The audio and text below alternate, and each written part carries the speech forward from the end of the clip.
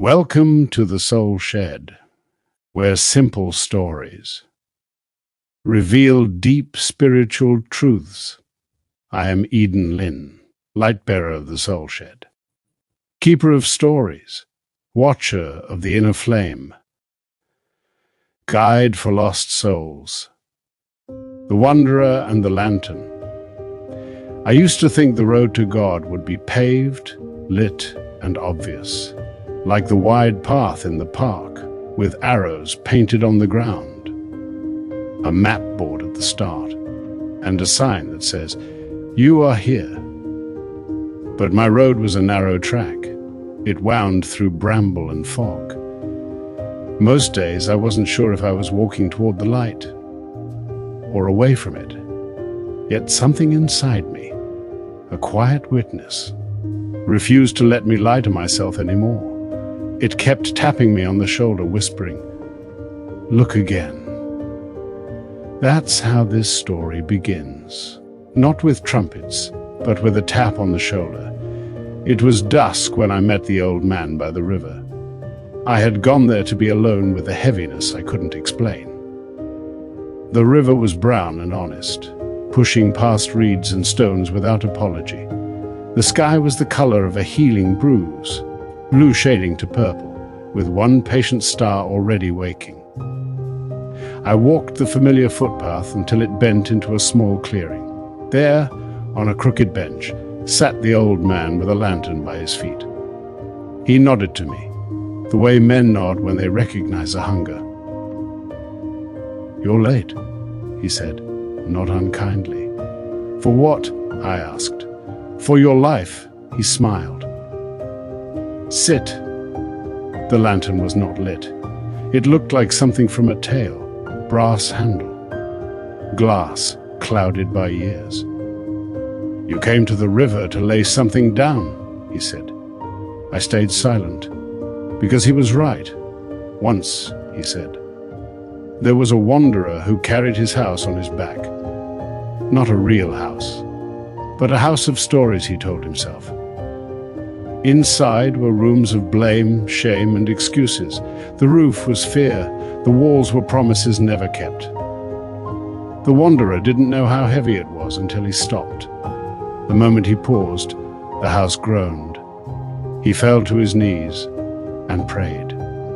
Not fancy words, just, "God, if you're here, I am ready to be found." And the door of the house blew open. He saw it had never been locked. I have prayed like that. Plain, sore, true. "Why carry a lantern that isn't lit?" I asked. The old man chuckled. "To remember I'm not the light," I admitted to him. "I came to lay something down. The worry that I'll never be enough. And the fear that if I am enough, I'll be asked to become someone I don't recognize." He lifted the lantern, placed it on my knee. "Tell the truth," he said. "To yourself first. The heart can carry truth the mind refuses. Because the spirit remembers what the mind forgets, I closed my eyes and let my story rise. I remembered being younger, so tired of being tired. A locked room inside me with no key. A face that smiled while the heart drowned. Learning dozens of ways to not feel.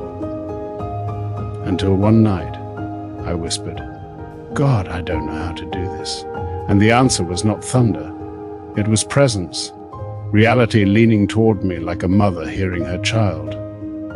I breathed. I stood. I went to a circle of people telling the truth like it was oxygen.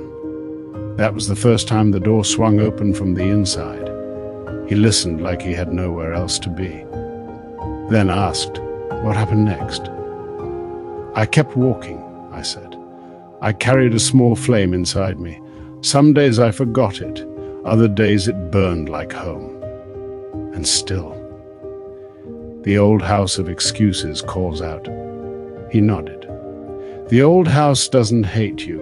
It just doesn't know who you are now." Would you like to light the lantern? I struck the match. The wick took the fire like it had been waiting all its life. The circle of light revealed the ground. Outside it, everything dissolved into guesswork. Light doesn't show you the whole road, he said. It shows you the next true step. We sat in silence, the flame breathing with us. He asked about my fear, the fear of being enough, and losing everyone who preferred the smaller version of me. Becoming true doesn't make you large, he said. It makes you clear. Clarity is honesty without cruelty. Those meant for you will breathe that air. Those who prefer fog will wander away. And that will hurt. And it will be merciful.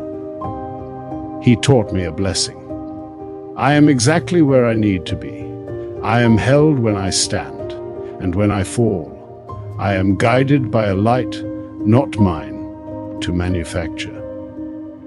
I am willing to be taught. The lantern flame lowered until it was only a pearl of fire. This is enough, he said. And I understood. The light doesn't have to be grand to be true. A pilot flame keeps the whole house ready. When I finally stood to go, he handed me the lantern. It isn't mine, he said. No lantern is. We only carry them for one another. Until our hands learn the weight. I walked the path. The circle of light moved with me, step by step, and I understood in my bones. The light is not a reward. It is an invitation I accepted. Thank you for listening to The Soul Shed. Until next time, take care of your light. And when it feels dim, come back. We'll be here. Because the soul remembers what the mind forgets.